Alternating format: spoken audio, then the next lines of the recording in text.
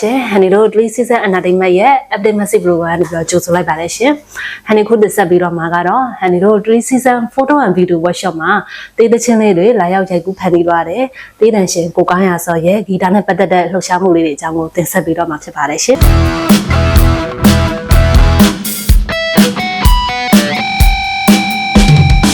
အခုမင်္ဂလာပါရှင်မင်္ဂလာပါညီမလေးဟုတ်ကဲ့ပါအနည်းနဲ့ကိုနဲ့ရင်းနှီးပြီးတာပေါ့နော်အခုဒီဗီဒီယိုလေးကို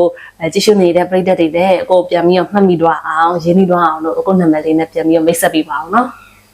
အခုနာမည်ကကောင်းရစောပါဟုတ်ကဲ့ပါရှင်အခု3 season photo and video workshop မှာပေါ့နော်တိတ်တချင်းလေးရောက်ရိုက်ကူးဖြစ်တဲ့အကြောင်းလေးပေါ့နော်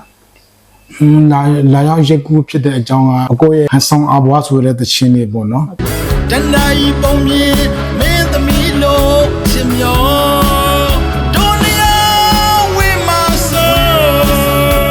ဒီတချင်းကဘယ်လိုပြောရမလဲညီမလေးအကိုကတော့ဒါအကိုရဲ့စိတ်ကူးရင်ပြီးတော့ရေးတဲ့တချင်းပေါ့နော်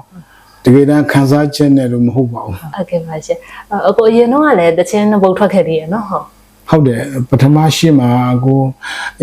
နိုမီဆိုတဲ့တချင်းရင်နောက်ပြီးတော့ဟန်ဆောင်အချစ်ဒီလိုတော့အဘွားကိုနင်းချစ်ချက်စီနေမို့လို့ရှိတယ်သူစင်တဲ့နန်းလုံးကဘယ်တော့တစီတော့ကေငါ့ကိုရရဆက်ဆက်မပါမတဲ့လို့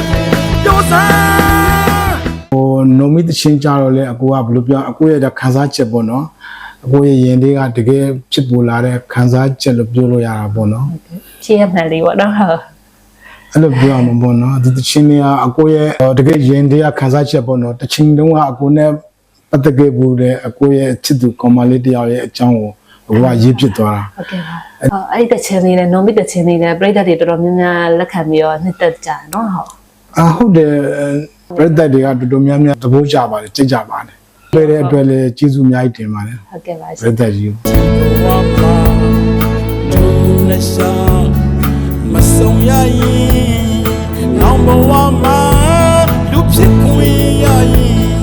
သိချတဲ့